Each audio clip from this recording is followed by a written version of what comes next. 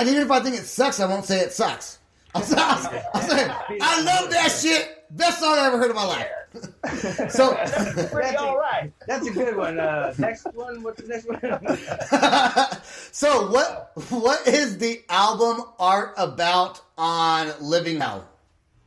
All right. Well, we kind of came up. Well, we wanted to do each song have its own artwork, to have its own kind of thing, and we were thinking, well, Living Hell. Okay, let the house burning. We wanted to burn a house. And we couldn't burn a house. I mean, it sounds bad. We wanted to burn a house. Frowned upon. You guys got some pyrotechnics going on your you got this guy over here all the time. God. So I come up with the idea of getting a cool dollhouse, and Chris's girlfriend actually made it all up for us, made it look real cool, like an old vintage looking house, and we took it out to a family member of mine's land, set it on fire, and took a bunch of pictures. And then you pulled the good ones out, right? Right. Oh, yeah. There was probably, I think, 500 photos or so, and that's the winner right there. Wow. Yeah, that is great. Okay, your guys' what are some of your past shows that you've played? Like some of your most memorable shows that you've played? I guess for me, it would be when we got to open for a band out of North Carolina called Stellar Circuits.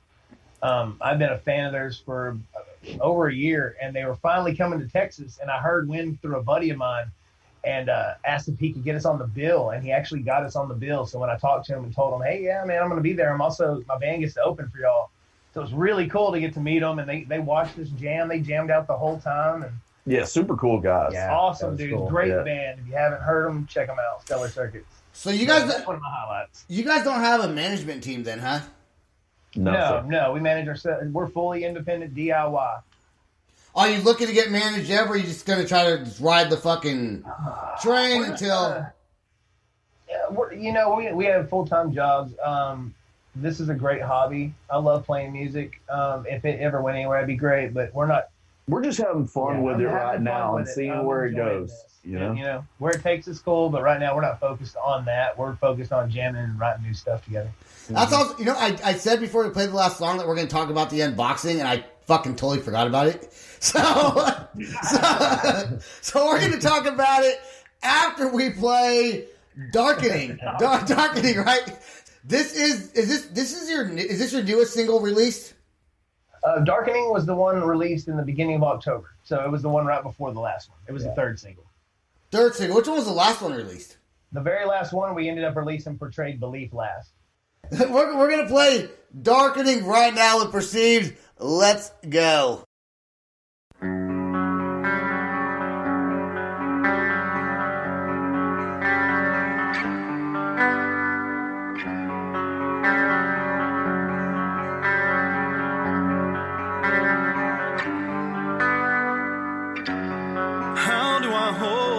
To find my reason to stand, knowing there's not enough time.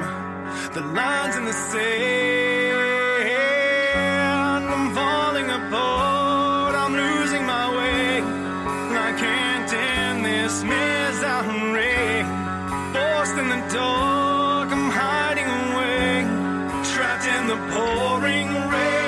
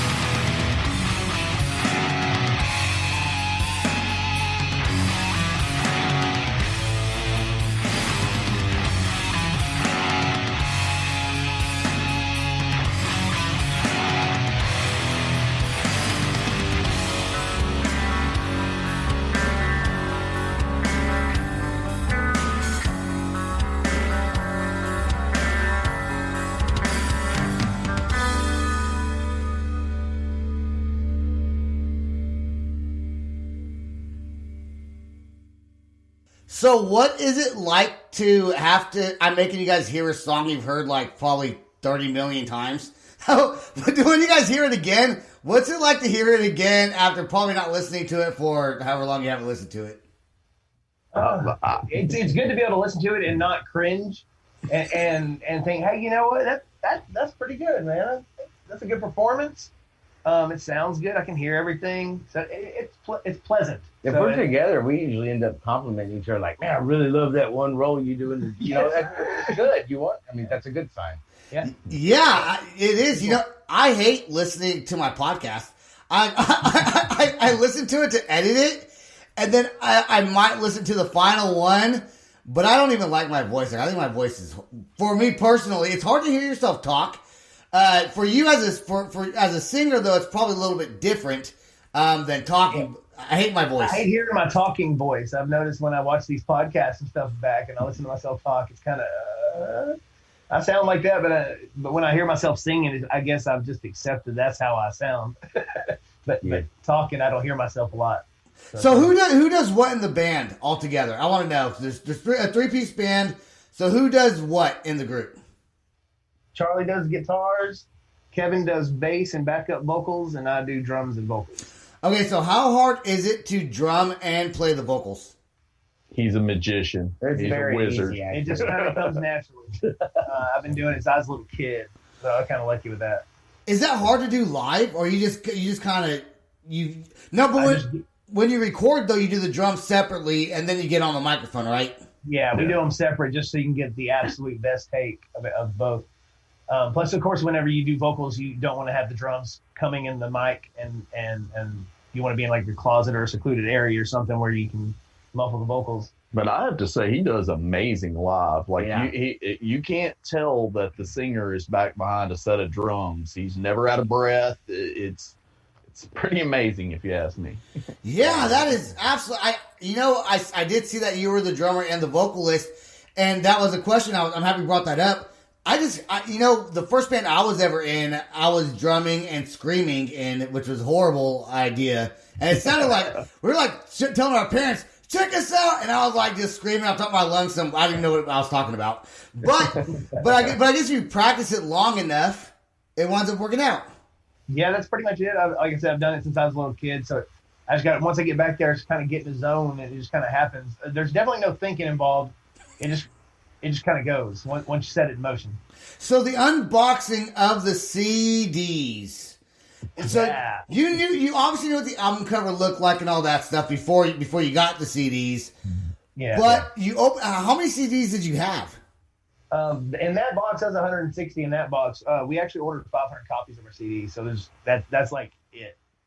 And when did you order that? Kevin had already seen what they looked like. Charlie was the only one that hadn't seen them yet. So, is that why he did the unboxing? Yeah, that's why he did the unboxing. Okay. So the reaction is genuine when he opens it up.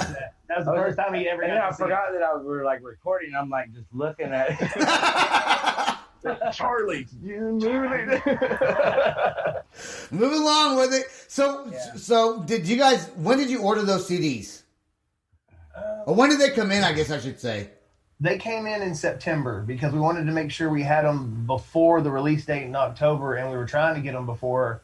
We were going to have a different CD release show in October, but the bar was still closed. That we had booked the show in January. We booked the show for October in January, and of course, it got canceled because the bar's closed. And so we had them on hand and stuff. That's why we put them online, and we had them at our show in Arlington, the last show we did. We've only played 2 shows this year, one in February and the one in October in Arlington. At least you guys are doing shows. There's so many bands that are not doing shows, like at all, especially if you live in California. Like, fuck you. If you're in a band, you live in California, they're fucked out there, man. They can't do, they can't. I'm from California, and all my friends and I have a lot of friends in bands, and they're like, they can't play anything. All the bars are shut down, and I think they just went on lockdown or something like that recently. Like, they have very strict guidelines, and I'm like, dude, fuck that. The bands, the bands, this is how they make, maybe not their full-time living, but this is how they make their extra income, is by playing their music and selling their merch. Yeah. You know? Yeah. Right. Yeah. And that's how you grow your fan base. Yeah, that's it. And that's really the best way to grow your fan base is live people coming to see you. It's probably been the worst thing about releasing an album in 2020 is there's no real way to really get behind it and promote it and get out there and physically tour and do anything with it. It's different, like talking to people over online and stuff versus you're at the show you just played and chatting with the dude right after. You know, that connection you get with people like that. Yeah, definitely. It's hard to have that without that. I just think seeing music live too, that's kind of how I jams is their live show. If it don't sound, anything can sound great on a record. But if you can make it sound like good music, we're actually in the room with people. I think that's something special. You making me feel bad about not driving my ass to Dallas last month. I mean, it's a 3-hour drive. I lived in Fort Worth when I was there. I lived in Fort Worth, but I should have made that show. Next time you guys play in Dallas, if you give me a heads up, Chris, I will see if I can make accommodations to go to the concert because I would love to see you guys live. I would like to see the drummers singing and playing the drums at the same time. So when you're playing the drums at the same time, are you in front or do you stay in the back like most drummers do? Most clubs have the drums set up on a riser in the back, so I'm usually restrained to the riser. Yeah, they don't want to move all the microphone cables and all that sort of stuff. I mean, I just kind of stay in the back and do it from there and hope that, most people stand up and try to look, see who's singing and kind of, they don't sit back down and kind of want to watch. They're not where's the voice? Where's the voice coming from? How it starts. Who the hell's singing? Yeah. And then there's been a couple shows where the band backlined. So, the big band's already set up back there and we set up in the front. And those have actually been the really good shows where the people are right in front of my drum set, and it's just crazy.